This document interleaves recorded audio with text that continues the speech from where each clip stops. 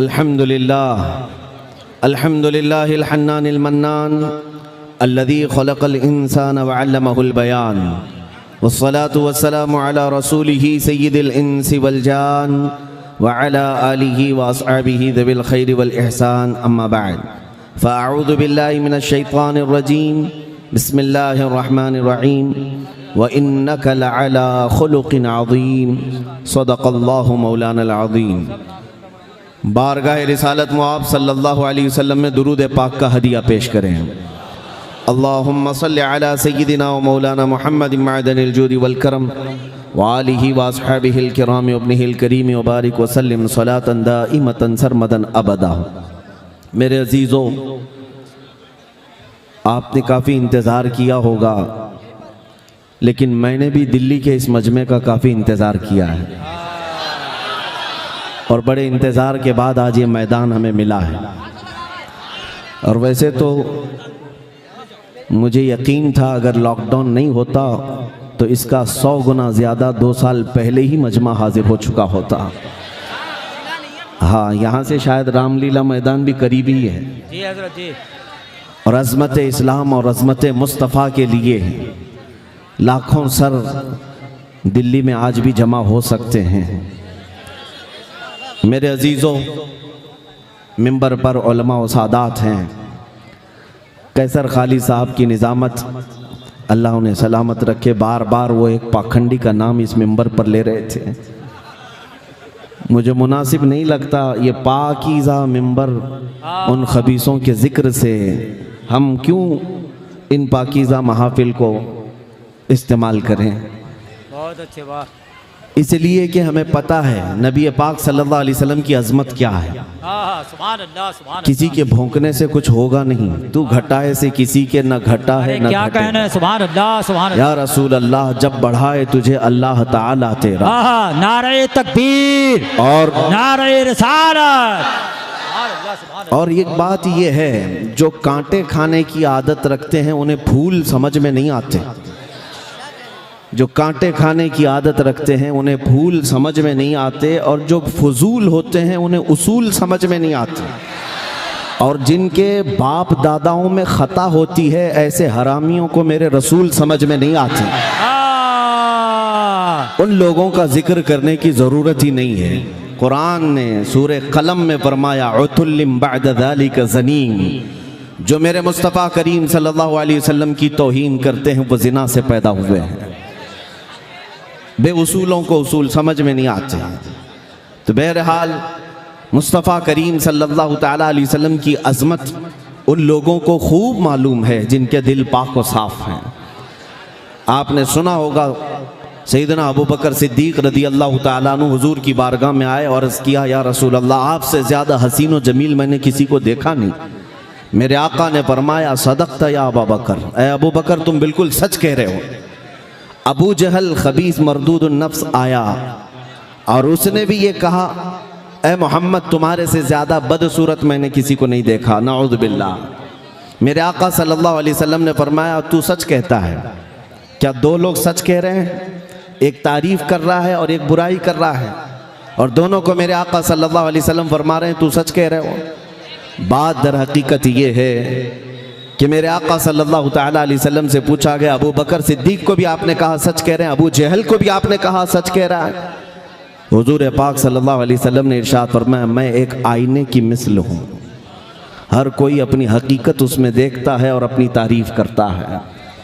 मेरे अजीज़ों, हुजूर पाक सल्लल्लाहु ताला अलैहि वसल्लम की शान में भौंकने वाले अपनी हकीकत वो उस आईने में देखते हैं और अपने आप पर कोसते हैं। और अल्लाह का करोड़ा शुक्र एहसान है कि हमें बरेली का इमाम इश्क़ व मोहब्बत मिला है, जिसने हमें अज़मत मुस्तफ़ा सिखाया है। और फिर हम ये बबांगे दुहल कहते भी हैं, डाल दी कल्ब में अज़मत मुस्तफ़ा, सय्यदी आला हज़रत पे लाखों सलाम। मोहम्मद हमारे बड़ी शान वाले, मेरे आका सल्लल्लाहु ताला अलैहि वसल्लम की अज़मत आज इस दिल्ली की सरज़मीन पर मौका मिला है। मैं अर्ज़ करता हूँ क्योंकि मुझे पता है यहाँ सुनने के लिए जो लोग आए हैं, ये सिर्फ ये मजमा जो आपको नज़र आ रहा है, ये सिर्फ टोपी दाढ़ी वाला ही मजमा नहीं है। मेरे बहुत सारे रिश्तेदार भी यहाँ आए हैं। मेरे रिश्तेदार पूरे हिंदुस्तान भर में हैं और हमेशा मेरी तहकीक में लगे रहते हैं अच्छा और बहुत प्यार करते हैं। कभी 12-12 घंटे मुझे पुलिस स्टेशन में बिठाते भी हैं। तो बहरहाल मैं उनकी भी कदर करता हूँ। वो सारे लोग हमारे बयानात को बहुत गौर से सुनते भी हैं। अल्लाह करे कि दिल में उतर जाए और हिदायत भी नसीब हो जाए। खैर मेरे अजीज़ों, जिन लोगों को अभी भी शक व शुबा है उन लोगों को मैं ये अर्ज़ करता हूँ, छोड़ दो मेरे आका सल्लल्लाहु ताला अलैहि वसल्लम की ज़ात की तरफ उंगलियाँ उठाना। हमारे जज्बात से क्यों खेलते हो? हम हैं ना, गालियाँ दो हमें, हमारे माँ बाप दादाओं को गालियाँ देते हो, सह लेंगे। दिल्ली वालों को तो आदत पड़ गई है फसादात सहने की। घर जलाए जाते हैं, तोड़ फोड़ दिए जाते हैं, खामोश रहते हैं। लेकिन अज़मत इस्लाम और अज़मत रसूल पर उंगली उठाओगे तो फिर हम अपने लुटे हुए घर और अपने कटे हुए बच्चे नहीं देखते। नबी पाक सल्लल्लाहु ताला अलैहि वसल्लम के लिए हम अपने जिस्म के खून का आखिरी कतरा तक ज़मीन पर रवाहने को तैयार हैं। इसलिए कि हमारा यकीन ये है कि ज़िंदगी में जो कुछ है वो मेरे मुस्तफ़ा की बरकत से है। अगर हम उनके नहीं हो सके तो फिर किसी के नहीं होंगे। एक बात याद रखो, इकबाल ने कहा है आबरूए माँ ज़नाम मुस्तफ़ास्त। हम सब की इज्जत और आबरू मुस्तफ़ा के नाम से वाबस्ता है। हरचे दरी दुनिया बादे मुस्तफ़ास्त। जो कुछ भी इस दुनिया में हमें मिला है वो मुस्तफ़ा के बाद ही उसका मकाम है। हमारी माँ हो, हमारे बाप हो, हमारे भाई हो, हमारी बहनें, हमारे उस्ताद, हमारे पीर, हमारा बादशाह, सारे लोगों का मकाम मेरे मुस्तफ़ा के बाद है। हमारे लिए कुरान कहता है अन नबिय्यु औला बिल मुमिनीन मिन अनफुसिहिम। नबी मोमिनों से उनकी जान से ज़्यादा करीब हैं। इसलिए हमारे एहसासात हुजूर के नाम पर कुछ और होते हैं। इसलिए मैं उन लोगों से कहता हूँ बार बार, नबी पाक सल्लल्लाहु ताला अलैहि वसल्लम की ज़ात से खेलना छोड़ दो। आओ सुनो, मैं मेरे आका सल्लल्लाहु ताला अलैहि वसल्लम के अखलाक करीमाना बताता हूँ आपको, और पढ़ने वाले पढ़ लिए। मैं जॉर्ज बर्नार्ड शॉ की बात अगर कहूँ आपके सामने, एक बहुत ही बड़ा राइटर है, मुसलमान की बात नहीं कर रहा हूँ, गैर मुस्लिम, एक अंग्रेज, जॉर्ज बर्नार्ड शॉ, वो लिखता है अपनी किताब में कि मैंने पूरी कायनात में ऐसा रेवोल्यूशन, ऐसा इनकलाब देखा ही नहीं जैसा मोहम्मदुर रसूलुल्लाह ने इनकलाब पैदा किया। इसलिए कि दुनिया में बहुत सारे इनकलाब आए, लेनिन का इनकलाब, मार्क्सिज्म का इनकलाब, कम्युनिज्म का इनकलाब, जमहूरियत का, डेमोक्रेसी का इनकलाब, दुनिया में बहुत सारे इनकलाब आए।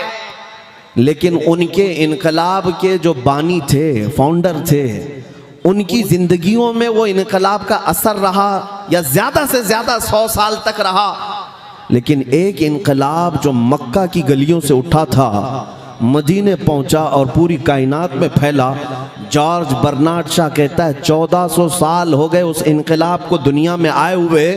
उस रसूल का असर अब तक कम नहीं हुआ, बल्कि रोज बढ़ता ही जाता है, रोज बढ़ता ही जाता है। ये मैं नहीं कहता, गैर मुस्लिम जॉर्ज बर्नार्ड शॉ की लिखी हुई बात मैं कह रहा हूं आपके सामने। वो इसलिए कि अक्ल साफ होगी, मुताला किया होगा, समझ में आ जाएगा मेरे नबी की ज़ात क्या है। और इसी तरह हमारे इस मुल्क के भी कई ऐसे नॉन मुस्लिम लोग हैं जो मुफक्किरीन हैं और बहुत सारी किताबों के मुसन्निफ भी हैं। उन्होंने भी मेरे आका सल्लल्लाहु ताला अलैहि वसल्लम के मुतालिक क्या कहा है। मैं अपने नौजवान बच्चों से कहूँगा, मोहनदास करमचंद गांधी ने क्या लिखा, डॉक्टर BR अम्बेडकर ने क्या लिखा है, और भी बहुत सारे लोग हैं, रविंद्रनाथ टैगोर, और भी कई ऐसी शख्सियात का मैं तुम्हारे सामने जिक्र कर सकता हूं जिन्होंने मेरे आका सल्लल्लाहु अलैहि वसल्लम की अज़मत का एतराफ़ किया है। हुजूर अकरम सल्लल्लाहु ताला अलैहि वसल्लम की शान को उन्होंने लोगों के सामने बयान किया। हत्ता के सिखों के सबसे बड़े गुरु नानक ने तो बाज़ाब्ता मेरे आका सल्लल्लाहु अलैहि वसल्लम की शान में कई नाते लिखी हैं और उन्होंने ये कहा है, मोहम्मद ना है भक्ति ना हिच। मोहम्मद सल्लल्लाहु ताला अलैहि वसल्लम को छोड़ दिया जाए तो कोई इबादत ही नहीं है। ये मैं नहीं कह रहा हूँ, जिन्होंने इस्लाम या कुरान या हदीस पर अमल करने का अज़्म नहीं लिया, उन लोगों ने ये लिखा है। इससे पता चलता है अल फज़्लु लिमा शहीद बिहिल अअदा, गवाही जिसकी दुश्मन देते हैं उसी की तो फजीलत है। फजीलत उसी की है जिसकी दुश्मन भी गवाही देते हैं।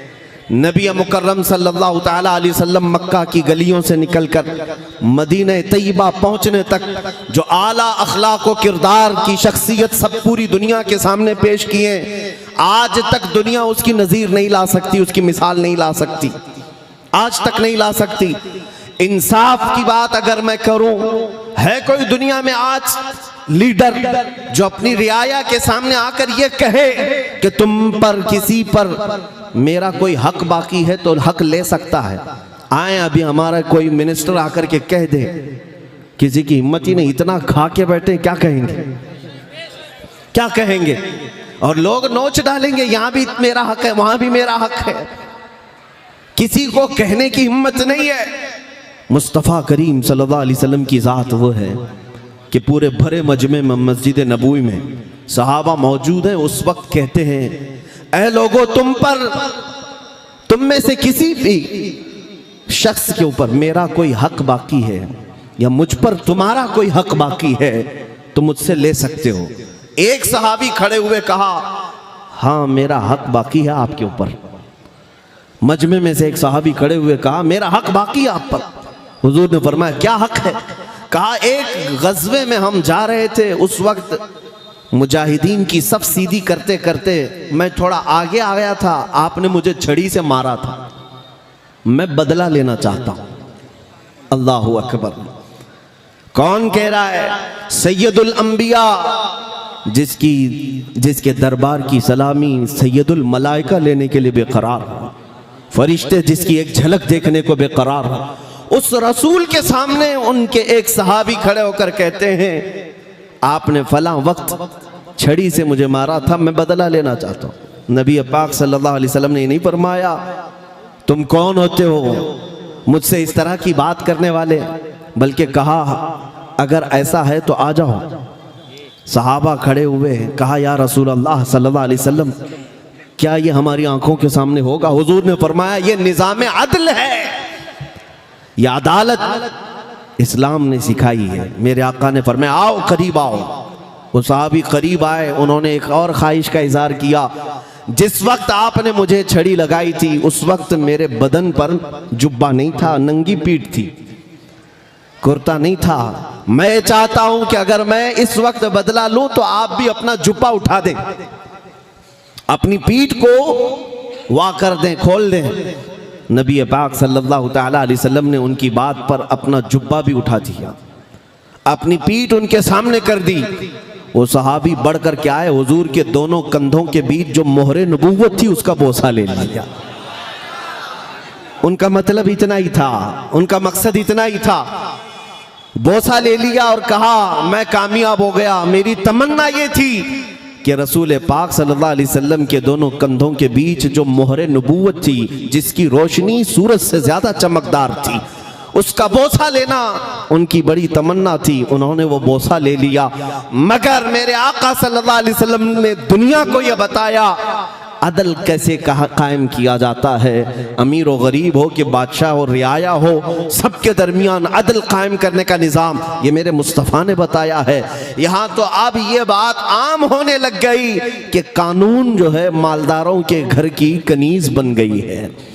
हाँ, कानून को जिस तरह से चाहे उस तरह से बना दिया जाए, गरीबों के लिए कुछ अलग बना दिया जाए, अमीरों की जेब में कुछ और पहुंचा दिया जाए। अगर छोटा आदमी जुर्म करे तो उसे सजा दे दी जाए, और बड़े लिंक वाला और बड़े सोर्स वाला अगर कोई कत्ल भी करे तो उसे बचाने के लिए हजार हथकंडे अपनाए जाएं।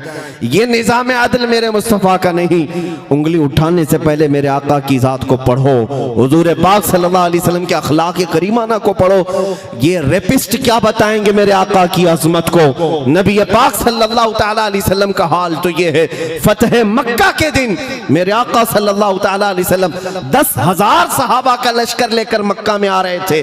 10,000 सहाबा थे, लेकिन उसी दिन खाने काबा जाने के रास्ते में एक कुतिया ने बच्चे दी थी।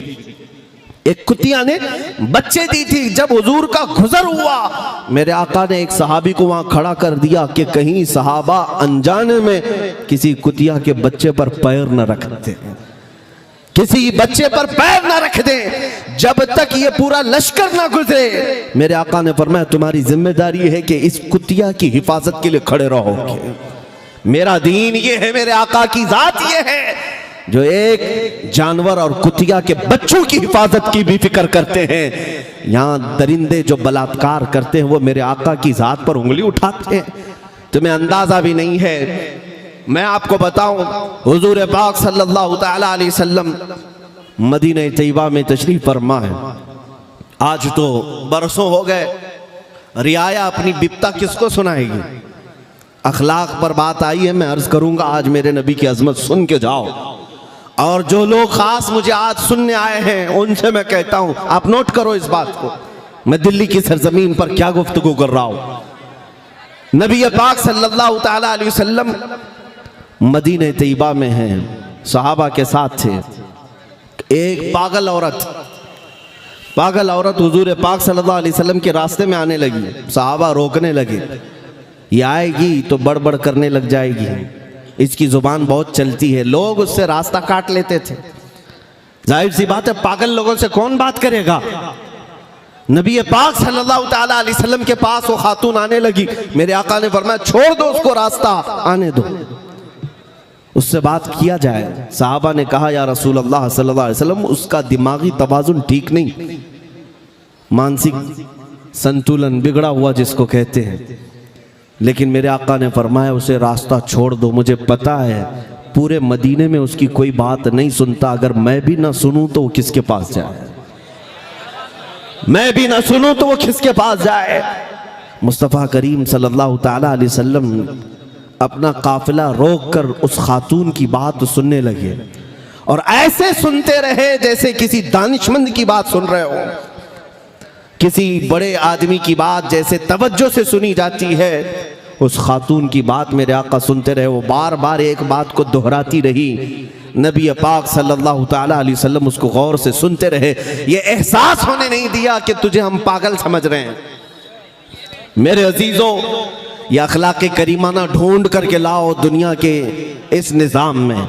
यहाँ तो हाल ये है कि इनके सफ़ेद कपड़ों पर धूल लगने ना पाए, इसलिए किसी गरीब से बात करने को तक कोई नेता तैयार नहीं है।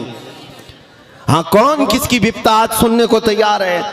नबी मुकर्रम सल्लल्लाहु तआला अलैहि वसल्लम की ज़ात पर उंगलियां उठाने वाले अपने गरीबान में झांक करके देखो, तुमने कितने बैरिकेटिंग लगा दिए हैं अपने और रियाए के दरमियान, गरीबों और अमीरों के दरमियान कितनी हदबंदियां तुम कायम करके रखे हो। वो मुस्तफ़ा करीम सल्लल्लाहु तआला अलैहि वसल्लम। जानते हो, एक अंग्रेज अपनी किताब में लिखता है, मैं आज उनकी बातें नकल करके चला जाता हूँ इसलिए कि दिल्ली की सरजमीन पर भौंकने वाले बहुत सारे आते हैं, उन्हें पता नहीं है हुजूर की ज़ात, हुजूर की शान को पढ़ा नहीं है। मैं जिसका कैसर खालिद साहब जिक्र कर रहे थे, वो तक अगर बात पहुंचती है तो ये बात बताता हूं। तुमने शायद एक फुजला खाया है। कनाडा में मौजूद एक शख्स है जो जिलावतन किया गया ईरान का।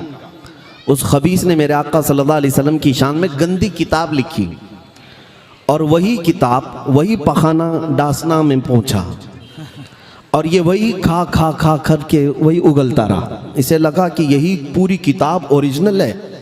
नबी पाक सल्लल्लाहु तआला अलैहि वसल्लम के मुतालिक जितने भद्दे इल्ज़ामात उस पर लगाए गए, वो कहते हैं ना, चूहे को हल्दी की गांठ मिल जाए तो समझता मैं बनिया हूँ। उसने हुजूर की ज़ात को पढ़ना था तो बुखारी शरीफ पढ़ लिया होता। क्या बात है, वाह वाह। मेरे आका की सीरत पढ़ना होता तो मुस्लिम शरीफ तिरमिजी शरीफ पढ़ लिया होता। बुखारी और मुस्लिम और तिरमिजी की बात तो बहुत दूर की है। नबी पाक सल्लल्लाहु तआला अलैहि वसल्लम के नाखूनों की अजमत भी तुझे पता नहीं है। तुमने पढ़ा किससे? कैनेडियन गुस्ताखान रसूल ने जो भद्दी किताबें लिखी वही तुम्हारे पास आई और उसी को बेस बना करके कहने लग गए, हुजूर की ज़ात पर कीचड़ उछालने लग गए और कहने लगे कि मैं मोहम्मद की हकीकत बताऊंगा। नऊज़ बिल्लाह। जालिमो, तुमने दुश्मनों की किताब पढ़ करके मेरे आका को परखने की कोशिश की। आओ मैं तुम्हें उन्हीं की कैटेगरी से बताता हूं, उन्हीं की कैटेगरी से। अंग्रेजों का ही एक और मुफक्किर है, बहुत बड़ा मुअर्रिख भी है, तारीख लिखने वाला। उसने पूरी दुनिया के बहुत ज़्यादा मुअस्सिर शख्सियात, उन लोगों की तारीख जमा की है अपनी किताब में, 100 लोगों की जिनका इन्फ्लुएंस अवाम पर सबसे ज़्यादा है पूरी दुनिया में। ऐसे 100 लोगों की तारीख जमा की और फर्स्ट नंबर पर मेरे आका का नाम उसने लिखा। क्यों? हमारे घर की नहीं किताब में बता रहा हूं, उनके घर की किताब। 100 मोस्ट यानी इन्फ्लुएंस रखने वाले लोगों में से मेरे आका का नाम सबसे पहले। उसी से पूछो कि क्यों तुमने मेरे आका का नाम सबसे पहले रखा है। वो कहता है कि मोहम्मद सल्लल्लाहु ताला अलैहि वसल्लम से मैं इतना इंस्पायर हो गया, एक हदीस मैंने पढ़ा। हदीसें पढ़ो है नौजवानों और दूसरों तक पहुंचाओ। मेरे आका सल्लल्लाहु अलैहि वसल्लम के अखलाक के तुम सफीर हो, तुम तर्जुमान हो, लोगों तक मेरे आका की अजमत भी बताओ। वो कहता है अंग्रेज, मैंने एक हदीस पढ़ी। पूछा गया क्या हदीस पढ़ी आपने? कहता है उनकी फिक्र कैसी थी। एक बार वो बच्चों के दरमियान बैठे हुए थे, बच्चे खेल रहे थे, छोटे छोटे बच्चे खेल रहे थे। मेरे आका सल्लल्लाहु ताला अलैहि वसल्लम बच्चों से बहुत प्यार करते थे, बच्चों के लिए तोहफे लाते। तिजारत से आने के वक्त बच्चे लटक जाते थे हुजूर पाक सल्लल्लाहु अलैहि वसल्लम के जुब्बे को पकड़कर। साहब हुजूर पाक सल्लल्लाहु अलैहि वसल्लम उन बच्चों के साथ बैठे हुए हैं, खेलते हुए बच्चों में अचानक एक बच्चे का बाप आया और उसने अपने बेटे को पुकारा, बेटा इधर आजा, तेरी माँ तुझे याद कर रही है। नबी मुकर्रम सल्लल्लाहु अलैहि वसल्लम खड़े हुए उस आने वाले शख्स को क्या कहा कि इस मजमे में अपने बेटे को बेटा कहकर मत बुला। उसने कहा क्यों? मेरा बेटा है, मैं बेटा ना कहूं तो किसको कहूं? मेरे आका ने फरमाया जरूर तेरा बेटा है, घर में बेटा कहकर बुला। इस मजमे में कई यतीम बच्चे खेल रहे हैं जिनके बाप नहीं है। अगर तू अपने बेटे को बेटा कहकर बुलाएगा, उन यतीमों को अपने बाप का एहसास ना हो जाए, और मुझे उनकी तकलीफ का ज्यादा एहसास होता है। यतीमों का मावा, यतीमों का मलजा मेरा आका मोहम्मद सल्लल्लाहु अलैहि वसल्लम। ये कौन लिखा है? ये हमारे घर की किताब नहीं है, अंग्रेजों का एक बहुत बड़ा मौर्रिख है, दानिश्वर है, उसकी लिखी हुई किताब। इंटरनेट पर सर्च करो है नौजवानों, और इन पाखंडियों को बताओ कि ये उसी जमात से आए हैं जिनके फजले तुम खा खा करके यहाँ हिंदुस्तान में गंद फैला रहे हो। ये उन्हीं की जमात के अंग्रेज लोग हैं जिन्होंने मेरे आका की ज़ात पर रिसर्च किया और तहकीक करके दुनिया को बताया उनके जैसा अजीम कोई इंसान नहीं है। मेरे आका सल्लल्लाहु ताला अलैहि वसल्लम के मुतालिक एक और बात मैं बता दूं, हुजूर अकरम सल्लल्लाहु ताला अलैहि वसल्लम के अखलाक़े करीमाना पर आज मुझे हैरत होती है नौजवानों पर। ऐ मेरे अजीज़ बच्चों, नौजवानों, तुम अखलाक व किरदार को सीखने के लिए आज कई कोर्सेस कर रहे हो। पर्सनैलिटी डेवलपमेंट कोर्सेस चलाए जाते हैं बड़े बड़े शहरों में। हमसे कई नौजवानों ने कहा कि हम ये कोर्स कर रहे हैं। हमने पूछा ये कोर्स में होता क्या है? कहा इसमें लोगों से मिलना सिखाया जाता है, बैठना सिखाया जाता है, बात करने का अंदाज सिखाया जाता है, खाना खाने का तरीका सिखाया जाता है कि बड़े लोगों में, रिच लोगों में कैसे तुम लोग बिहेव करोगे। ये पर्सनालिटी डेवलपमेंट से ताल्लुक़ रखने वाली चीज़ें सिखाई जाती हैं। मुझे हैरत हुई अपने बच्चों पर, तुम उन लोगों से अखलाक सीखने जा रहे हो जिनको पेशाब करने का तरीका मालूम नहीं। अखलाक में सबसे आला अगर कोई इस दुनिया में इमाम है वो मोहम्मदुर रसूलुल्लाह की ज़ात है।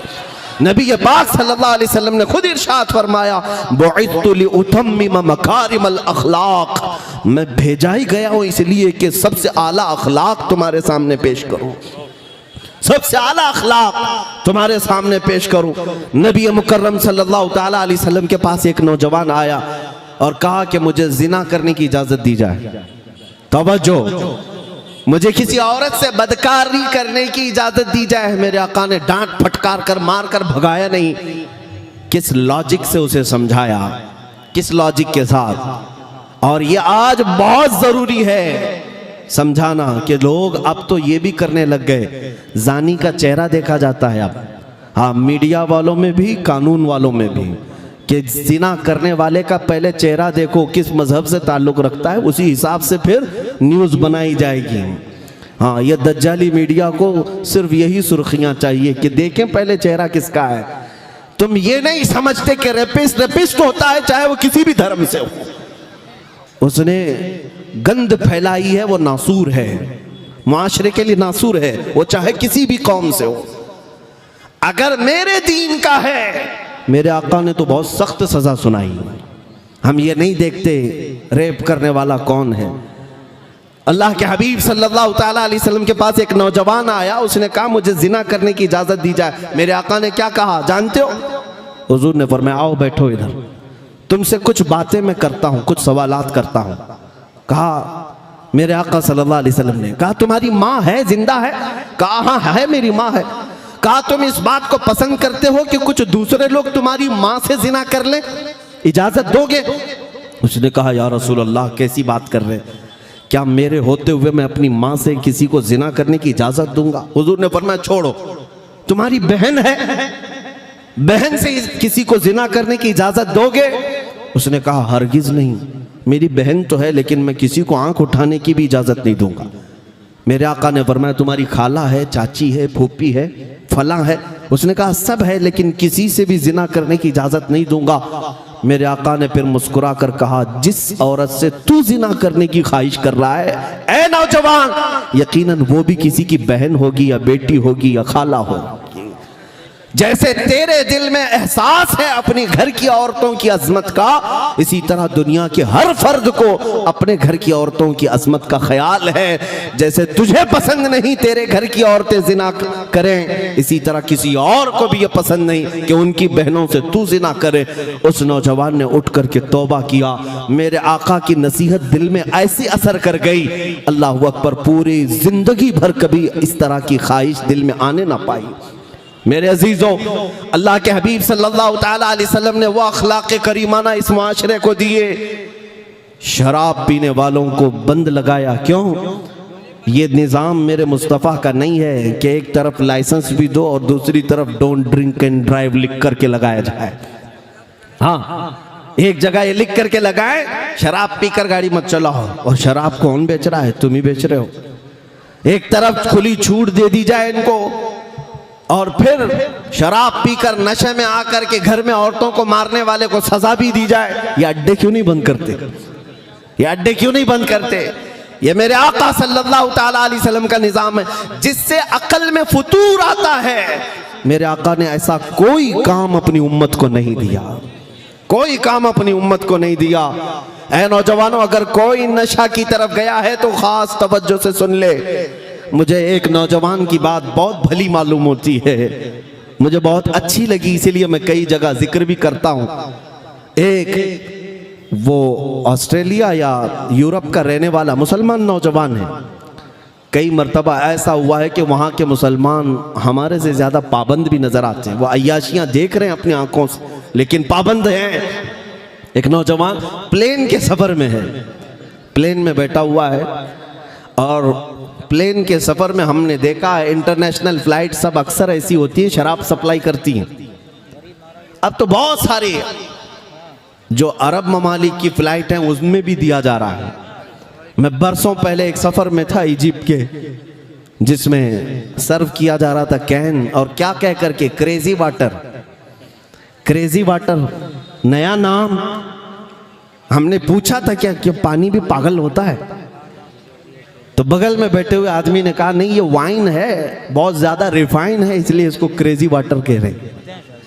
वो मखसूस इस्तिलाह है, लेकिन शराब पिलाने के 100 ढंग दुनिया ने सीख लिए हैं, अलग अलग नाम से, बियर नाम से, वाइन नाम से, अलग अलग नामों से। मैं क्या कह रहा हूँ सुनो। वो नौजवान प्लेन के सफ़र में है, सर्व करने वाली खातून शराब उसको देती है। उसे मना कर देना चाहिए था, नहीं ख्वाहिश नहीं है, लेकिन जवाब में उसने क्या कहा, आई एम ए मुस्लिम। ये जुमला बहुत चुभ जाता है कुछ लोगों को, गड़ जाता है। वो खड़ी हो गई, कहा कि ठीक है आपको नहीं पीना ना पीते, ये क्या कह रहे हो कि मैं मुसलमान हूँ? उसने कहा आपको समझ में आ जाए कि मुसलमान और शराब दो अपोजिट चीज़ें हैं। आपको समझ में आ जाए, इसलिए मैंने कहा दो अपोजिट चीजें हैं। मेरे नबी पाक सल्लल्लाहु अलैहि वसल्लम ने इसको हराम करार दिया।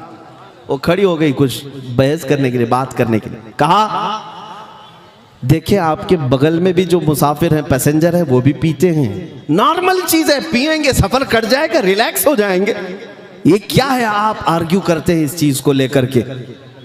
उस नौजवान ने क्या कहा, उस खातून से, एयर होस्टेस से कहा ठीक है आपकी बात मैं मानता हूं, एक काम कीजिए, ये जो शराब आप हमें सर्व कर रही हैं पहले पायलट को पिलाइए, पायलट को ये शराब सर्व कर दीजिए, वो पीता है जम के पिए, फिर हम देखते हैं। उसने कहा नहीं, वो ऑन ड्यूटी है, अभी पीता तो होगा घर पे जाकर ड्यूटी खत्म होने के बाद, लेकिन अभी ऑन ड्यूटी है।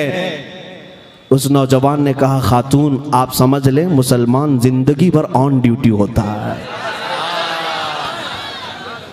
इसलिए आप ड्राइवर को नहीं शराब पिलाते कि नशा में आएगा तो पीछे बहुत सारे लोग उसकी जिम्मे में सफर कर रहे हैं, और चलाने वाला अगर खता कर गया तो पीछे सारे खता कर जाएंगे या उनकी जान हिलाकत में आ सकती है। इसीलिए मेरे आका सल्लल्लाहु अलैहि वसल्लम ने हर मुसलमान को यह हुक्म दिया कि तुम्हारे पीछे एक नस्ल खड़ी है, अगर तुम्हारा कदम डगमगा गया तो ये पूरी नस्ल बर्बाद हो सकती है।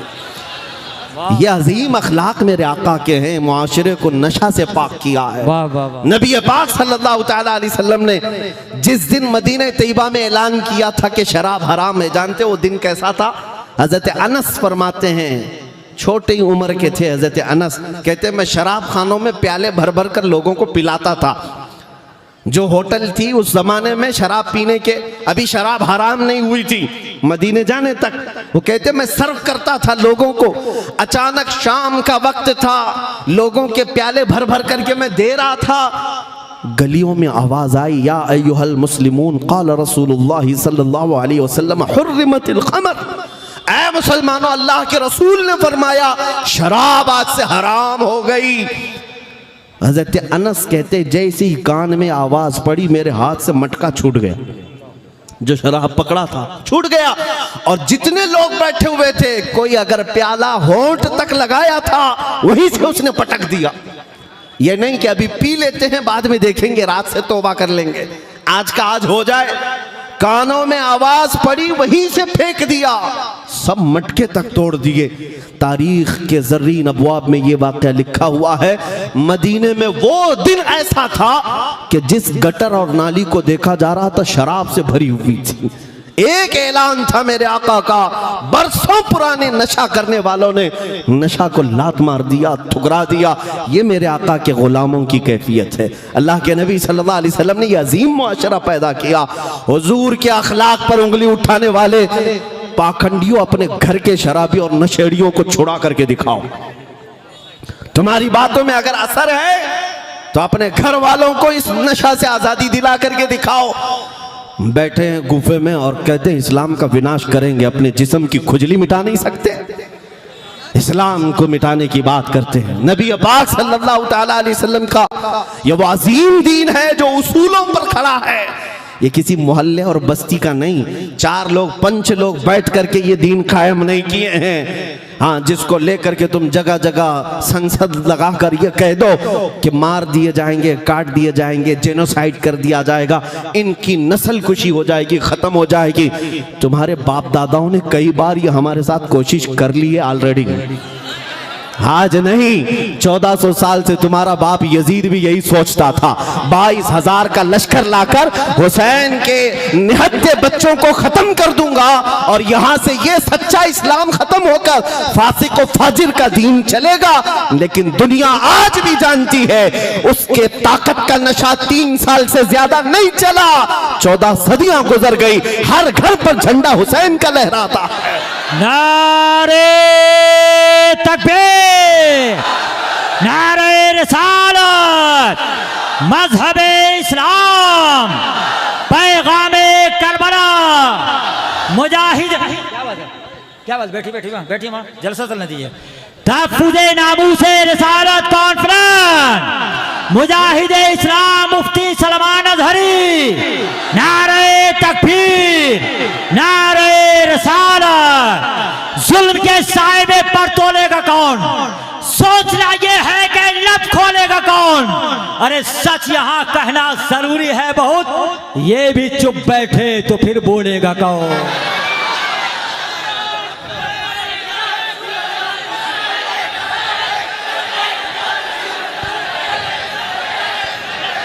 तवज्जो मेरे अजीजों, अल्हम्दुलिल्लाह दिल्ली जागा हुआ है और आप इस सरजमीन पर बेदार हैं तो इंशाअल्लाह पूरा हिंदुस्तान बेदार रहेगा। बेशक बेशक, यह हमारी राजधानी है, वाह वाह वाह, यह हमारी कैपिटल सिटी है। और मैं यह आपसे कहना चाहता हूं, इन लोगों की बातों पर नर्वस होने की जरूरत नहीं। क्या होगा अब इस्लाम का, क्या होगा अब मुसलमानों का, सारे कुत्ते भौंक रहे हैं। मेरे अजीजों, शेर कभी इन कुत्तों के भौंकने से अपनी ग़िज़ा छोड़ता भी नहीं और ना ही वो बुज़दिल बनकर के कोने में गोशा नशीन बनकर बैठ जाए कि रास्ते भर कुत्ते ही कुत्ते हैं। नहीं, शेर को अपनी ज़िंदगी जीना है, वो अपने निडर और बेबाकी के साथ जी करके रहेगा। और मेरा सुल्तान शहीद टीपू सुल्तान ने ये प्यारा जुमला तारीखी कहा था, गीदड़ की 100 साला जिंदगी से शेर की एक दिन की जिंदगी बेहतर। बेशक बेशक, जीना है मेरे अजीजों तो सिर्फ हक के साथ और हक का ऐलान करके जियो। इनकी उनकी धोतियों में पनाह लेते हुए कब तक जीते रहोगे? हमने देखा है उन लोगों को जिन्होंने 40-40 साल इनके साथ वफादारी की, आज कोने में बिठा दिए गए हैं। हाँ, जूतियां उठा करके भी चलते थे, जय जय करके भी चलते थे, लेकिन आज कौन से कोने में बिठा दिए गए पता ही नहीं। जिन्होंने इन दुनियादारों के साथ वफादारी की, उनका हाल यही है, वो ऐसी लैला के हाथ में हाथ दिए जो रोज शोहर बदलती है। हाँ, इनका हाल यही है, ये दुनिया है जो रोज शोहर बदलती है। ऐ गुलामाने मुस्तफ़ा, अपनी गैरत को जिंदा रखो। हाथ भी तुम्हारा कीमती है, गर्दन भी तुम्हारी कीमती है। अगर ये देंगे तो हुसैन की सुन्नत पर सिर्फ मेरे मुस्तफ़ा के हाथ में देंगे। मर्द हक बातिल के आगे मात खा सकता नहीं, मर्द हक बातिल के आगे मात खा सकता नहीं। सर कटा सकता है लेकिन सर झुका सकता नहीं। नारे मेरे दीन का, नारे रसालत, ताफ़ुज़े नामूसे रसालत कॉन्फ्रेंस। सुभान अल्लाह। बैठ जाओ। नबी पाक सल्लल्लाहु ताला अलैहि वसल्लम की अज़मत तुम्हारे सीनों में नक्श हो जाए आज के इस मजमे में। मेरे आका सल्लल्लाहु ताला अलैहि वसल्लम के कमालात, उनके अखलाक व किरदार हर नौजवान को आज पढ़ने की ज़रूरत है। तुम रात भर तुम्हारा मोबाइल, इंटरनेट सिर्फ गेम खेलने के लिए मत इस्तेमाल करो, सिर्फ फिल्में देखने के लिए और सीरियल्स देखने के लिए इस्तेमाल करते हो। तुम्हारा सारा इंटरनेट, फेसबुक, इंस्टाग्राम और व्हाट्सएप चलाने के लिए, कभी तुमने अपने इस मोबाइल को मेरे आका की सीरत पढ़ने के लिए क्यों नहीं इस्तेमाल किया? मेरे आका के कमालात पढ़ने के लिए इस्तेमाल करो और दुनिया को बताओ भी मैसेजेस के जरिए। अल्लाह के नबी सल्लल्लाहु ताला अलैहि वसल्लम वो आला अखलाक व किरदार वाले हैं। नबी पाक सल्लल्लाहु अलैहि वसल्लम के अखलाक और उनके किरदार तक कोई दुनिया को पहुंच भी नहीं सकता। मेरा रब कुरान में फरमाता व इन्नका लअला खुलुकिन अज़ीम। ऐ महबूब, हमने आपको सबसे बुलंद अखलाक पर बनाया, हमने आपको सबसे बुलंद अखलाक पर पैदा किया है। और फिर मैं आपको आला हज़रत इमाम अहले सुन्नत फाजिल बरेलवी की बात बता दूं।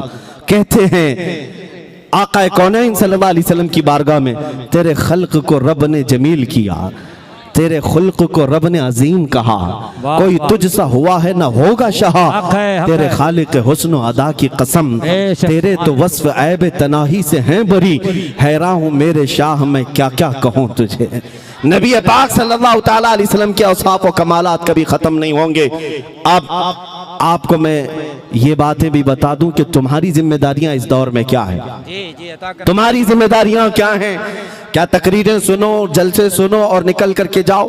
आज दुनिया तुम्हारी तरफ देख रही है और तुम्हारे लिए ये सबसे बेहतरीन मौका है, गोल्डन अपॉर्चुनिटी जिसको कहते हैं। तुम दिखाओ दुनिया को मेरे नबी के अखलाक क्या थे, कैसे, किताबों से नहीं, सिर्फ मैसेजेस से नहीं, बल्कि खुद अपने आप को मुस्तफ़ा के अखलाक में ढाल लो। जिधर से गुजरो लोगों को पता चल जाए मोहम्मद अरबी का गुलाम ऐसा होता है, नबी पाक सल्लल्लाहु ताला अलैहि वसल्लम का गुलाम ऐसा होता है।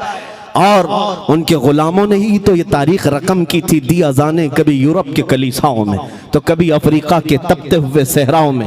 आ गया ऐन लड़ाई में गर वक्त नमाज, किबला रूहों के जमीन बोस हुई कौम हिजाज। एक ही सफ में खड़े हो गए महमूद और अयाज, न कोई बंदा रहा न कोई बंदा नवाज। या रसूल अल्लाह तुझसे सरकश हुआ कोई तो बिगड़ जाते थे। अरे तेग क्या चीज, हम तोप से भी लड़ जाते थे। हाँ, ये हमारे असलाफ के किरदार थे कि वो मेरे आका सल्लल्लाहु ताला अलैहि वसल्लम के अखलाक़े करीमाना को अपनाए हुए थे। जानते हैं, एक बादशाह हजरत उमर फारूक रदी अल्लाह ताला अन्हु के ज़माने में उसकी सल्तनत ख़त्म हो गई, कैदी बन कर के आया। उसे ऑफर दिया गया था कि वापस तुझे तेरा मुल्क दे दिया जाएगा, तू अगर हमारा भाई बन जाए, हमारे ऊपर तलवार ना उठाए, हमारे से मुकाबला ना करे, अमन के साथ रहे और दीन इस्लाम में रहे। उसने इनकार कर दिया, कहा नहीं मुझे ये चीज़ पसंद नहीं है, मैं अपने दीन में कट्टर हूँ, मैं ये तमाम चीज़ों को स्वीकार नहीं करता। हज़रत उमर ने उसको जेल में भेजा, जैसे जंग के कैदियों को जेल में भेजा जाता है, लेकिन साथ में मेरे आका सल्लल्लाहु अलैहि वसल्लम के 10 सहाबा को भी जेल में भेजा। तवज्जो, ईसाई बादशाह है, क्रिश्चियन बादशाह है, जेल में था और साथ में हुजूर के 10 सहाबा भी जेल में थे। इनका क्या कसूर है किसी को पता नहीं, लेकिन वो जेल में थे। 8 दिन गुजरे, 10 दिन गुजरे, 20 दिन गुजरने को थे कि वो बादशाह कहता है मुझे अमीरुल मोमिनीन उमर इब्न खत्ताब से मिलना है। लोगों ने पैगाम पहुंचाया, हजरत उमर ने कहा कि ठीक है मिलाओ।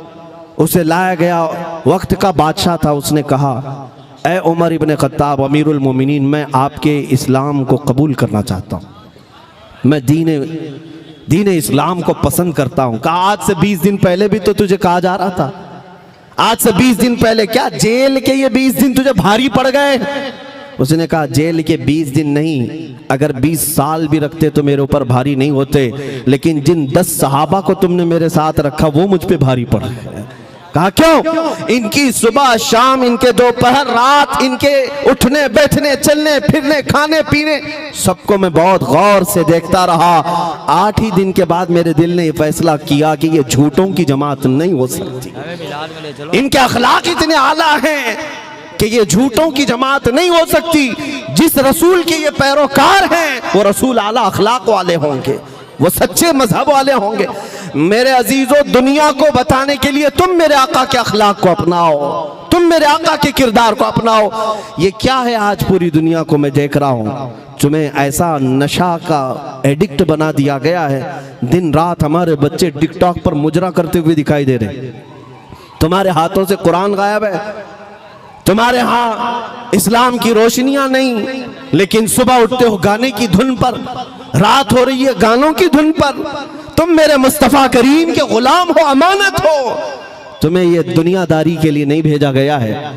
मेरे मुर्शिद इकराम हुजूर ताजुश शरिया रहमतुल्लाह अलैह ने फरमाया था, जिंदगी ये नहीं है किसी की किसी के लिए, जिंदगी है नबी की नबी के लिए। ना समझ मरते हैं जिंदगी के लिए, अरे जीना मरना है सब कुछ नबी के लिए। तुम मेरे आका के गुलाम हो, दुनिया में तुम्हें अल्लाह ताला ने खैर उम्मत कहा, कुन तुम खैर उम्मत, सबसे बेहतरीन उम्मत हो। लेकिन क्या देखो अपने आप की तरफ नजर डाल करके, खैर उम्मत कहलाने के मैं लायक हूँ? मेरा चेहरा क्या है, मेरे कपड़े क्या है, मेरे किरदार क्या है? दुनिया आज मुझे ताना दे रही है सबसे जाहिल कौम है, सबसे गंदा मोहल्ला रखते हैं, बदबुएं आती हैं। तुम्हें आज इन बातों से क्यों ब्लेम किया जा रहा है? सफाई तुम्हारे मुआशरे से क्यों गायब है? एजुकेशन तुम्हारे मोहल्लों से क्यों गायब है? आज मुसलमान इस बात को साबित करें कि दुनिया में सबसे ज्यादा इल्म का, एजुकेशन का रेवोल्यूशन लाने वाले मेरे आका की जात है, नबी पाक सल्लल्लाहु ताला अलैहि वसल्लम की जात है। तुम्हें पता है मदीना तैयबा में जब मेरे आका सल्लल्लाहु ताला अलैहि वसल्लम तशरीफ ले गए थे तो सिर्फ 6 लोगों को कलम पकड़ना आता था, 6 लोग लिखना जानते थे। लेकिन नबी पाक सल्लल्लाहु ताला अलैहि वसल्लम 10 साल मदीना तैयबा में रहे तो ऐसा रेवोल्यूशन आया कि तकरीबन 80,000 लोगों को लिखना आ गया था, 80,000 लोगों को लिखना आया। नबी पाक सल्लल्लाहु ताला अलैहि वसल्लम एजुकेशन, इल्म का सबसे बड़ा इनकलाब इस दुनिया में लाने वाले। आप थोड़ी देर तवज्जो करें, मैं अपनी गुफ्तगू को समेट रहा हूं इधर। और आज अगर मुसलमान कौम जाहिल नजर आती है, इल्म से दूर है, तो गोया कि ये अपने आका सल्लल्लाहु ताला अलैहि वसल्लम के अखलाक व किरदार पर और नबी पाक सल्लल्लाहु ताला अलैहि वसल्लम के नक्शे कदम पर नहीं चल रही है। इसलिए ये जिल्लत व खारी आज हमारा मुकद्दर बनी हुई है। इकबाल ने कहा था, उनके जो हम गुलाम थे खल्क के पेशवा रहे हैं, उनके जो हम गुलाम थे खल्क के पेशवा रहे, उनसे फिरे जहां फिरा फिर आई कमी वकार में। और तुम्हारे आज पस्ती और जिल्लत का नतीजा जो है वो यही दूरी है, नबी पाक सल्लल्लाहु ताला अलैहि वसल्लम की मोहब्बत से दूरी। आज हल अगर मुझसे पूछते हो, रिजल्ट मुझसे पूछते हो कि हम दोबारा कामयाबी के उस उरूज पर पहुंचना चाहते हैं कि हमारे घरों में इल्म आम हो जाए, एजुकेशन आ जाए, अखलाक और किरदार आ जाए, तो सुनो इकबाल की जुबान पे सब तुम्हें मिल जाएगा, सब मिलेगा, बस एक ही शर्त है। वो क्या है? कि मोहम्मद से वफा तूने है, कि मोहम्मद से वफा तूने तो हम तेरे हैं, ये जहां चीज है क्या लौहो कलम तेरे हैं। हाँ मेरे अजीजों, इज्जत इधर उधर मत ढूंढो, इज्जत मेरे आका के कदमों में मौजूद है, इज्जत मेरे आका के कदमों में है। आज जो हमें फूल निछावर किए जाते हैं, लोगों का ये जम्मे गफीर जो हमें इज्जत देता है, वो किस वजह से देता है? इसलिए नहीं कि मैं दिल्ली की पार्लियामेंट से यहाँ आया हूँ, मुझे जो आपने इज्जत दी है वो सिर्फ इसलिए जब तक बिके न थे तो कोई पूछता न था, जब तक बिके न थे तो कोई पूछता न था। या रसूल अल्लाह, तुमने खरीद कर हमें अनमोल कर दिया।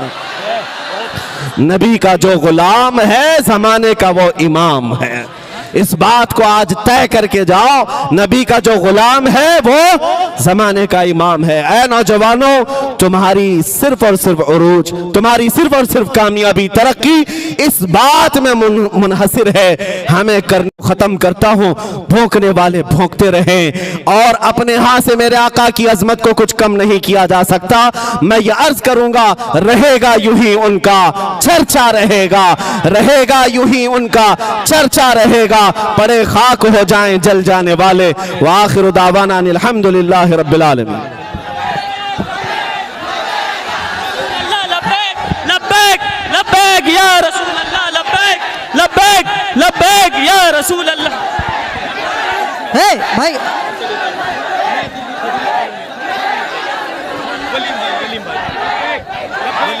आपका चाहने वाला, तवज्जो चाहता हूं, तवज्जो। अरे मेरे भाई, तवज्जो बस ऐसी बोल दिए, वलीम भाई के लिए दुआ कर दो, खाली इतना बस। नहीं, कोई बात नहीं, कोई बात नहीं। अल्हम्दुलिल्लाह, मैं ये पूरे ठाटे मारता हुआ समंदर अल्लाह के प्यारे हबीब सल्लल्लाहु अलैहि वसल्लम मकीने गुंबद खजरा के हवाले तुम्हें करता हूँ। और मेरे अजीजों, जियो बेखौफ होकर, इंशाअल्लाह तुम गुंबद खजरा की छांव में जी रहे हो। हुजूर पाक सल्लल्लाहु अलैहि वसल्लम की इनायतें तुम्हारे साथ हैं। मेरा दीन, मेरा पाकीज़ा दीन कल था, आज है, हमेशा रहेगा। अब हाँ, मैं शुक्रगुजार हूँ पुलिस डिपार्टमेंट का भी। मैंने शुरू में ही कहा था कि ये लोग मेरे रिश्तेदार हैं, मैंने शुरू में ही कहा था। ख़ास तौर पर हाँ, दिल्ली पुलिस वाले भी हमारे साथ अच्छा ट्रीट करते हैं, और सारे लोग करते हैं। यहाँ पर जो मौजूद हैं, मैं जानता हूँ वो मजमा ख़राब करने नहीं आए, बल्कि वो आपका इंतज़ाम देखने आए। और जिन्होंने अभी मुझे हार पहनाया या चादर पहनाई, ये भी दिल्ली पुलिस वाले ही हैं। बहरहाल अल्लाह तबारक व तआला मेरे मुल्क को इज्जत अता फरमाए।